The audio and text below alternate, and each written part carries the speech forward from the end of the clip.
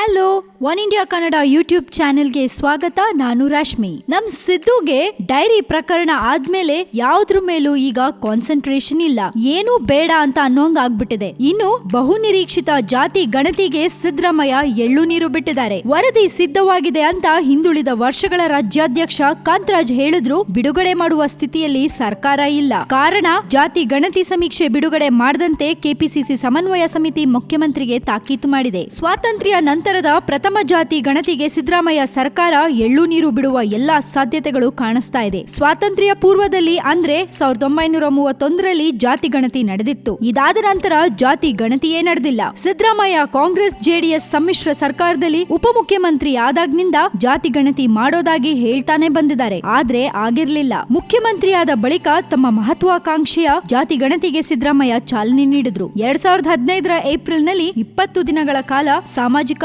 ಆರ್ಥಿಕ ಮತ್ತೆ ಶೈಕ್ಷಣಿಕ ಸಮೀಕ್ಷೆ ನಡೆದಿತ್ತು. ಆದ್ರೆ 2 ವರ್ಷವಾದ್ರೂ ಇನ್ನೂ ವರದಿ ಸಲ್ಲಿಕೆ ಆಗಿಲ್ಲ. ಇದೀಗ ವರದಿ ಸಿದ್ಧವಾಗಿದೆ ಅಂತ ಹಿಂದುಳಿದ ವರ್ಗಗಳ ರಾಜ್ಯಾಧ್ಯಕ್ಷ ಕಾಂತರಾಜ್ ಹೇಳಿದ್ರು ಬಿಡುಗಡೆ ಮಾಡುವ ಸ್ಥಿತಿಯಲ್ಲಿ ಸರ್ಕಾರ ಇಲ್ಲ. ಸದ್ಯ ಹೈಕಮಾಂಡ್ಗೆ ಕಪ್ಪ ಸಲ್ಲಿಕೆ ಆಡಳಿತ ವಿರೋಧಿ ಅಲೆಯಲ್ಲಿ ನಲುಗಿದೆ. ಜೊತೆಗೆ ಕಾಂಗ್ರೆಸ್ ಪಕ್ಷದ ಒಳಗೆ ಜಾತಿ ಸಮೀಕ್ಷೆಗೆ ವಿರೋಧಗಳು ವ್ಯಕ್ತವಾಗಿವೆ. ಹೀಗಾಗಿ ಮತ್ತೊಂದು ಸಾಹಸಕ್ಕೆ ಕೈ ಹಾಕೋದು ಬೇಡ ಅಂತ ಹಿರಿಯ ನಾಯಕ ಮಲ್ಲಿಕಾರ್ಜುನ್ ಖರ್ಗೆ ಮುಖ್ಯಮಂತ್ರಿಗಳಿಗೆ ಸೂಚನೆ ನೀಡಿದ್ದಾರಂತೆ. ಇನ್ನು ಸಿದ್ದರಾಮಯ್ಯಗೆ ಸಂಕಷ್ಟ.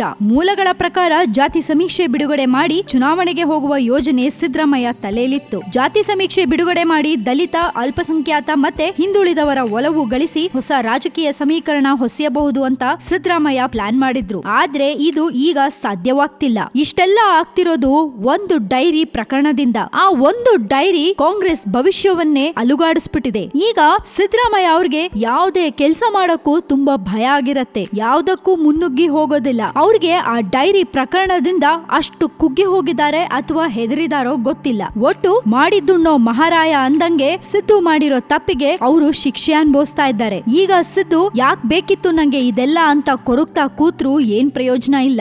ಆಗೋದೆಲ್ಲ ಆಗೋಗ್ಬಿಟ್ಟಿದೆ. ಇದ್ರ ಬಗ್ಗೆ ನಿಮ್ಗೇನಾದ್ರೂ ಹೇಳ್ಬೇಕು ಅಂತ ಅನ್ಸಿದ್ರೆ ದಯವಿಟ್ಟು ನಿಮ್ಮ ಕಾಮೆಂಟ್ಸ್ ಅನ್ನ ನಮ್ಮ ಕಮೆಂಟ್ ಬಾಕ್ಸ್ ನಲ್ಲಿ ಹಾಕಿ ಕಳಿಸಿ. ಜೊತೆಗೆ ಕ್ಷಣ ಕ್ಷಣದ ಅಪ್ಡೇಟ್ಸ್ ಗಾಗಿ one India Kannada YouTube channel ಅನ್ನ ನೋಡ್ತಾ ಇರಿ. ಈ ನಮ್ಮ ವಿಡಿಯೋನ ಲೈಕ್ ಮಾಡಿ, ಮರೀದೆ ಶೇರ್ ಕೂಡ ಮಾಡಿ, and don't forget to subscribe.